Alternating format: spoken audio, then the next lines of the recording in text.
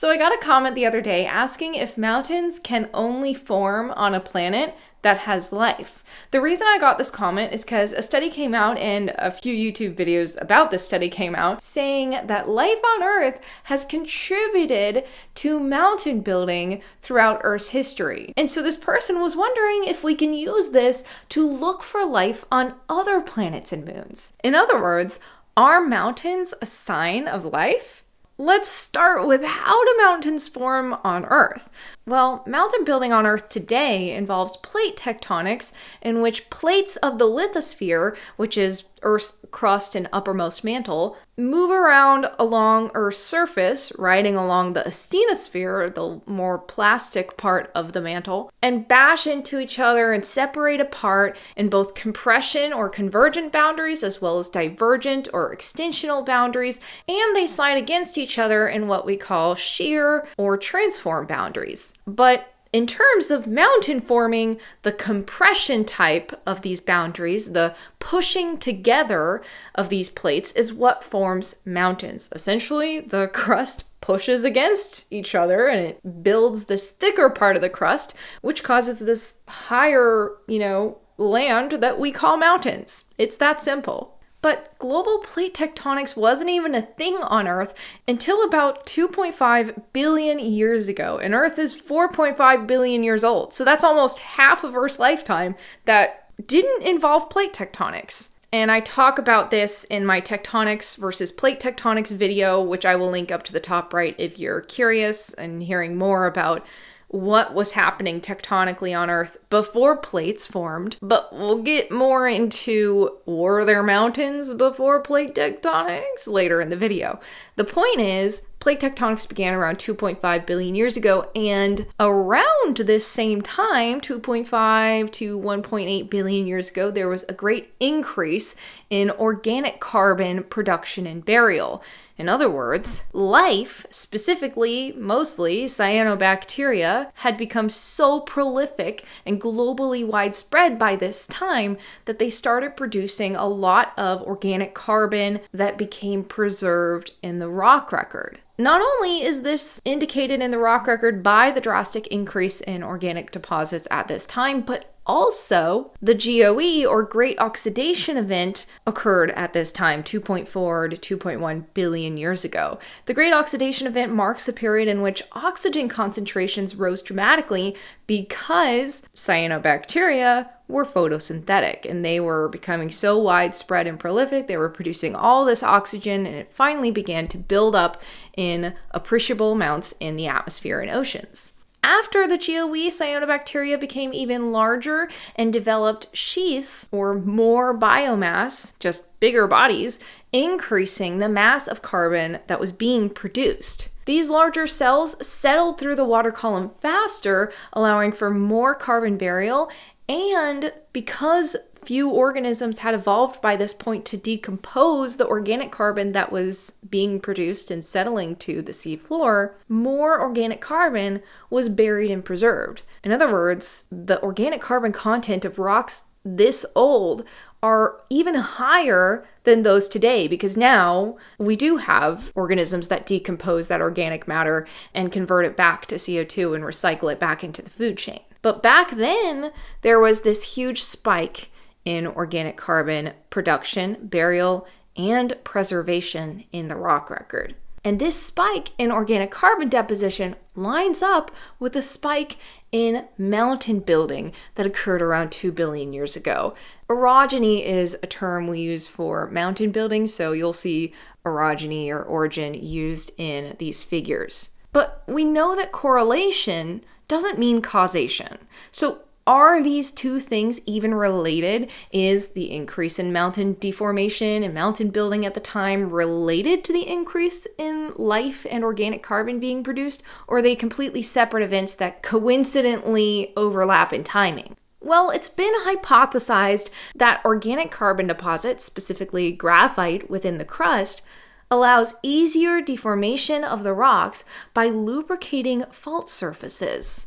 So the increase in organic carbon might have contributed to both the increase in mountain belt formation, but also the development of plate margins. Because if the organic carbon was lubricating fault surfaces, it probably allowed them to spread wider laterally and vertically and allowed more continuous plate margins to begin forming. Because again, plate tectonics wasn't fully developed until around 2.5 billion years ago. There's even some estimates that suggest that Earth didn't have global continuous plate tectonics until around 1 billion years ago. So one, it wasn't always there, and two, it was a gradual transition from pre-plate tectonics tectonic regimes to plate tectonics. Plates didn't all just develop overnight. Plate margins began to spread and become more well-developed until finally we had a global plate tectonic regime. Again, I talk more about that in the tectonics versus plate tectonics video.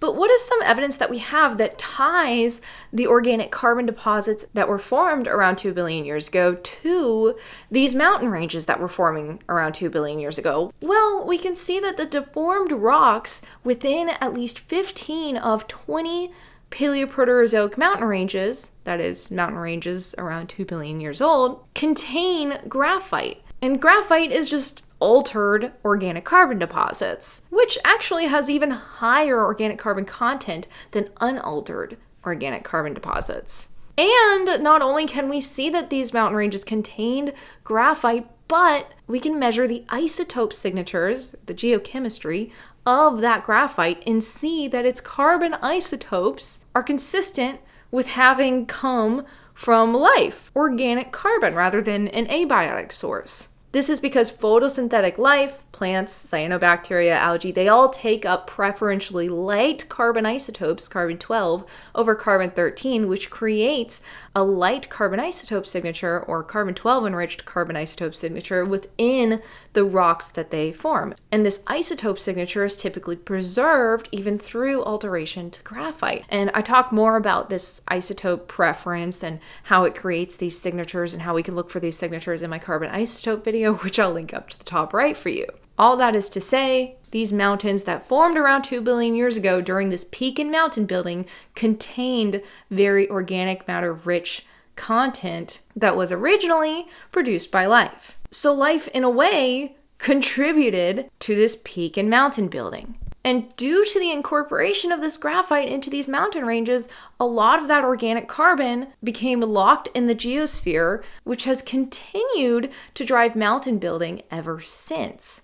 We can see this one figure from that original study shows that the age of the carbon-rich sediment in these origins, these mountain ranges from back around 2 billion years ago, all formed right before the orogeny or the mountain building event. So the blue line happened right before the pink line. In other words, the organic carbon was deposited and then mountain building occurred. In fact, degrees of crustal thickening in younger mountains since 2 billion years ago are high where rooted in Paleoproterozoic crust.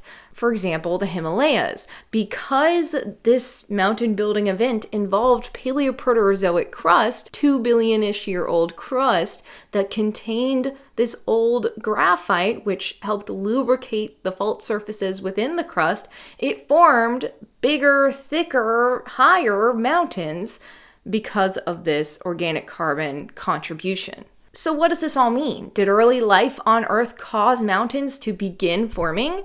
Were there no mountains before life evolved on Earth? And if so, do mountains that we find on other planets and moon mean that life is there? Well, let's start with the first question.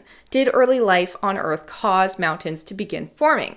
Yes, early life did cause the formation of organic carbon deposits, which eventually built up to a point that may have increased the deformability of Earth's crust, allowing for potentially more and higher mountains to form. This increase in organic carbon and deformability of Earth's crust might have also helped induce the global continuity of plate tectonics, or the transition from pre-plate tectonic regimes on Earth to global plate tectonics. However, not all mountains require plate tectonics to form. Yes, most laterally continuous large mountain ranges do involve plate tectonics. However, there are other tectonic regimes that can induce mountain formation. For example, the mountains of Hawaii have formed due to hotspot volcanism. In other words, hot upwelling parts of the mantle beneath Hawaii have driven volcanism and mountain building in this region without requiring a plate boundary. And like I talked about in my tectonics versus plate tectonics video, the pre-plate tectonic regime on Earth, at least for a while, was probably a lot of hotspot volcanism, just like what formed Hawaii. So there may have been plenty of mountains before life arose, or at least before life had become so prolific that it could form abundant organic carbon deposits that did eventually contribute to plate tectonics and mountain building. That said, even the beginning of plate tectonics and more widespread mountain building on Earth wasn't necessarily caused by these organic carbon deposits, even though they might have helped make the plate tectonics maybe a little bit faster in terms of plate movement because of easier deformability, and maybe more and higher mountains could form because of the deformability and the increased degrees of crustal thickness because of the higher deformability. But other than just helping make things more intense and potentially faster, it's not like life caused the beginning of plate tectonics and mountain building on Earth. This was likely going to happen no matter what, especially because ever since Earth formed and it was in a really hot state during the Hadean Eon, very molten, material, it started to cool down. And as it's cooled down through 4.5 billion years, its crust, its lithosphere, has been thickening, causing the tectonic regime to change through time. And I talk again more about that in the tectonics video that I've already linked at the top right for you guys. But this crustal thickening or lithospheric thickening has what's driven these changes in tectonics and therefore the beginning of plate tectonics and mountain building and all of that. So when it comes to our last question, can mountains on other planets and moons be signs of life? Unfortunately not. Mountain building does not necessitate life. It doesn't require life in organic carbon deposits. And another problem is most other planets and moons don't have tectonic plates. Some undergo tectonics, but like early Earth, not all tectonics has to have plates. However, that said, we could compare mountains on Earth that have formed both with and without organic carbon deposits, which this comparison might provide physical clues of what to look for in mountains on other worlds that might indicate organic carbon involvement and thus potentially life. However, two problems exist with this. One, we could only really use such a comparison if we're looking at very similar worlds to our own. So rocky planet with a mainly silicate composition of minerals, which is the main type of minerals we have on Earth, with some carbonaceous or carbon-rich deposits that also has a global plate tectonic regime. We can't do much with a comparison to a world that's really different than our own. For example,